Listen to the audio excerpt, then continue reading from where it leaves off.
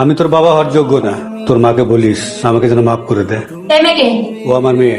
গরিব ছোট লোক আমার বোন? হ্যাঁ, ওই তোর বোন। তোর মাকে বিয়ে করার আগে নাজমার মাকে আমি বিয়ে করেছিলাম। তোর বাপের বিচার পরে হবে, আগে এই গরিব ছোট লোক মেয়েটাকে ঘাড় ধাক্কা দিয়ে বাসা থেকে বের কর।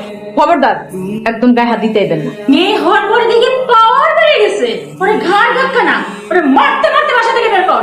হ্যাঁ ম্যাডাম, ওনারে মাইরেন না, উনি অনেক ভালো মাইয়া। তুই আমার বোন, এক্ষুন বের হ ছোট লোকের বাচ্চা। আমি মিস্টার নাজমুল সাহেবের মেয়ে, আর আমি কে এর সময় হলে টের পেবেন। কি হয়েছে তা পরে শুনিস, আগে ওরে এক্ষুনি ঘরে বন্দি কর। বান্টি বেয়াদবি করিস না। আরে একটা কথা না, ঘরে চলো। কইছিলাম না এইবারে কামের মেয়ে টিকে না। আমি এই বাড়িতে কাম করতে আসি, অন্য এক কারণে আইছি। আব্বার লগে দেখা করতে আইছিল। আমার আব্বার লেগে এই চিন্তা হইতে আছে। আপনার বাপ কেডা? উনি নাজমুল সাহেবের বড় মাইয়া। আসসালামু আলাইকুম ম্যাডাম। স্যারের মায়া হইলেও গরিব, তাই ভালো আছে। আমি আগেই বলেছি তুই ওইখানে যাস না, পুরানো অনেক খারাপ, এজন্যই আমি ব্যবস্থা করে রেখেছি। কি ব্যবস্থা করেছ আম্মু? ওদের ফ্যাক্টরিতে 50,000 পিস শার্ট বানাইতে দিয়েছি, ওরা ভুল কাপড় দিয়েছে বলে ওদেরকে বিপদে ফেলে দিব। তোর বাবার সাথে কি কথা হয়েছে? ওরা না বাবাকে অনেক কষ্ট দেয়। তোর বাবা কি আমার কথা জিজ্ঞেস করেছিল? বাবার এখনো তোমার কথা মনে পড়ে। আমি তোমাকে কথা দিচ্ছি, বাবাকে তোমার কাছে ফিরিয়ে নিয়ে আসবো। আমার বাসা থেকে আমাকে বের করে দিবে? আমি তোমাদের নামে মামলা করব। বেঁচে থাকলে তো মামলা করবে। তুমি আমাকে মেরে ফেলার হুমকি দিচ্ছ? তুমি ভালো করেই জানো আমরা কতটা খারাপ।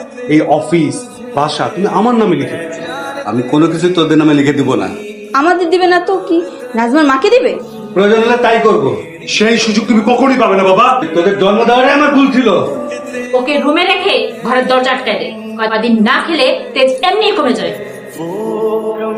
আমাদেরকে যে 50,000 পিস শার্টের অর্ডারটি দিয়েছিলেন সে ব্যাপারে আমরা কথা বলতে এসেছি।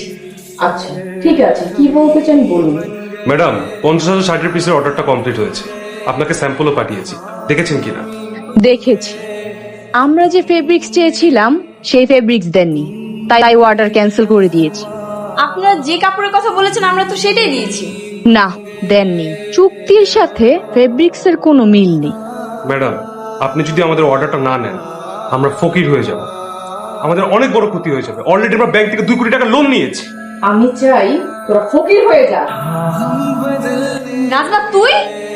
নাজরিন ম্যাডাম, মানে?